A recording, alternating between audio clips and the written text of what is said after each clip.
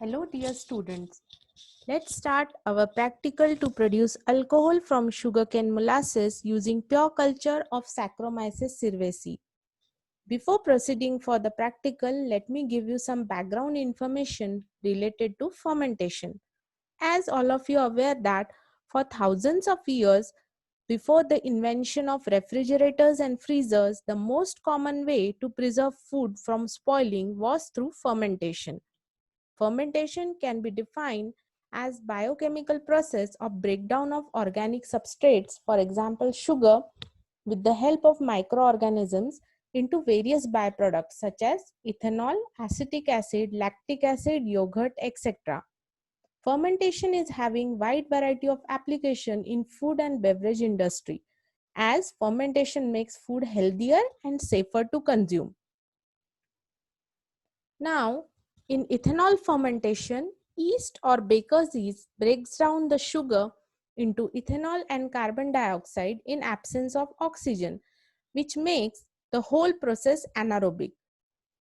Since we are using sugarcane molasses for the conversion of sugars into ethanol, first this sucrose, which is contained in as a main sugar in the sugarcane molasses, was converted into glucose and fructose with the help of the invertase enzyme.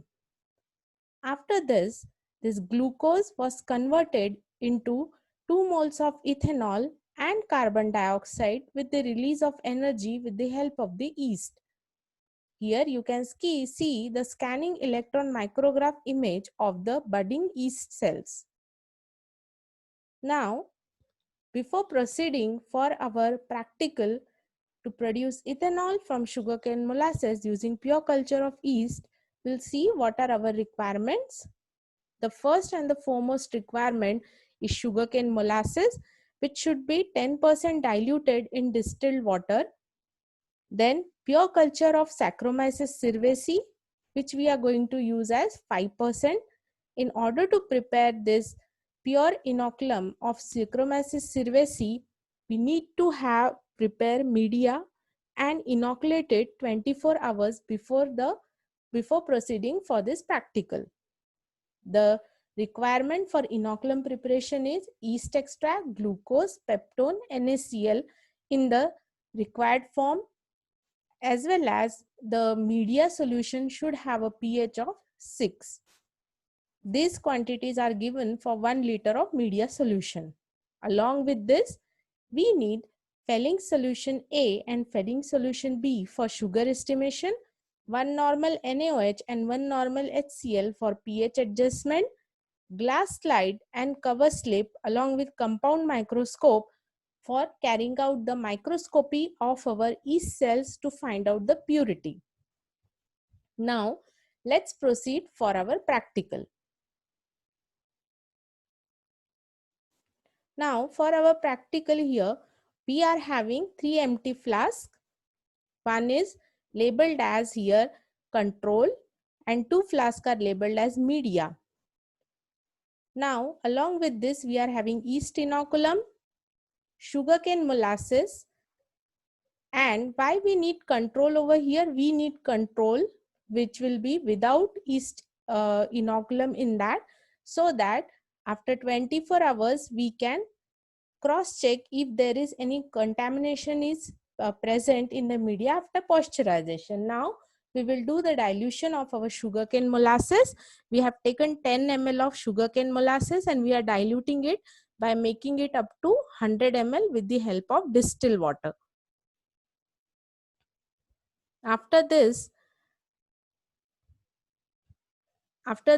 our sugarcane molasses media is ready and we have put it in 3 flasks, 1 control and 2 media. Now, what we will do after this, we are going to do pasteurization at 80 degrees centigrade for 30 to 35 minutes in a water bath, so that if any contamination is there, that will be eliminated. So now let us proceed ahead for the pasteurization. This is our water bath which is kept at 80 degrees centigrade and these are our 3 flasks. Now in between we will do the yeast cell microscopy to check purity of our culture. Now what we are going to do, we are inoculating our media after pasteurization. Here we are taking 5 ml of our yeast inoculum in a sterile measuring cylinder, and we are going to transfer it in our pasteurized sugarcane molasses solution. Only the control flask we are not going to inoculate, in order to cross check if any contamination remains there in the pasteurized media solution. That is the best way to carry out any practical. Once we inoculate it with the help of a sterile measuring cylinder, we have to slowly rotate it. And now what next is, we are going to keep this flask in a rotary shaker at 120 rpm and 25 degrees centigrade. Now after 24 hours you can see the difference between our media and control.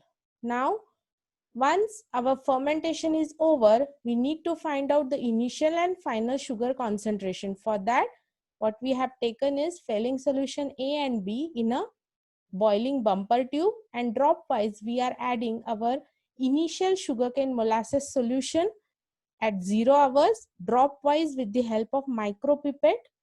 And the endpoint which we are going to get after this Fehling test was red brick color.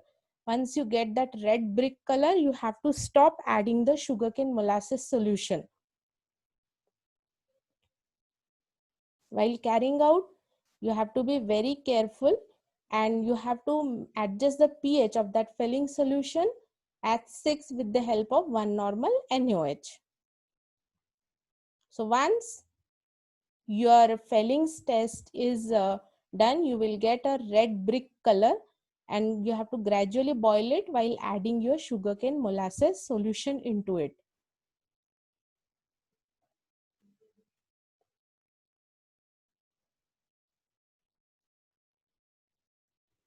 See, we can see the color formation from blue to red brick color. Now this is the end point which you get. This blue color will be the initial color, and this will be our red brick color. So this is our, once our Fehling test is done, you have to carry out this Fehling test for 0 hours, 12 hours, 24 hours, so that you can gradually come to know that how much sugar is getting converted into ethanol. Now let's move ahead for calculating the sugar concentration in our sugarcane molasses solution. For that, first I would like to clear you one thing. The sugarcane molasses which you are getting from the source, you have to carry out the high pressure liquid chromatography to find out that how much sugar is present in that sugarcane molasses solution.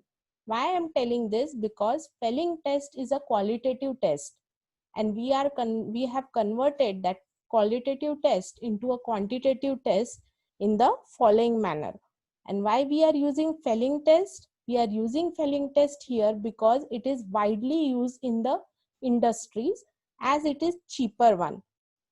Although we can also use DNSA method as well as Godpod method to find out the sugars, but we are using Fehling test. Now from the HPLC, you would come to know that 180 ml of your sample is containing 10 milligram of sugar. So ultimately, your 1 ml of sample will have 66.6 milligram of sugar, and your 10 ml of sample by which you got the endpoint of the Fehling test will contain 666.6 milligram of sugar. Now, as your molasses sample was diluted in 1:10 ratio, your dilution factor is 10.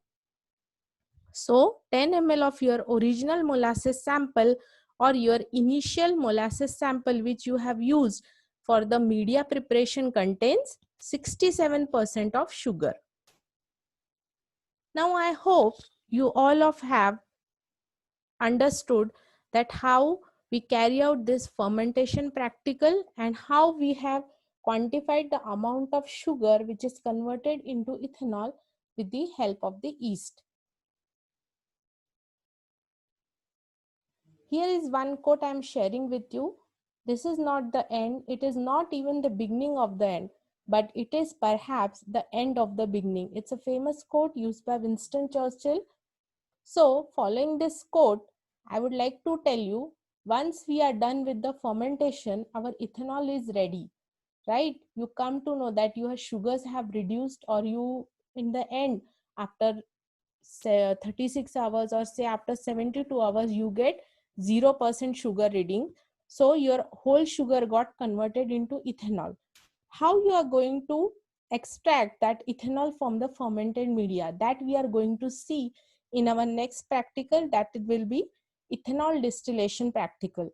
How we are going to use the distillation procedure to extract ethanol, and how we are going to quantify the amount of ethanol in that.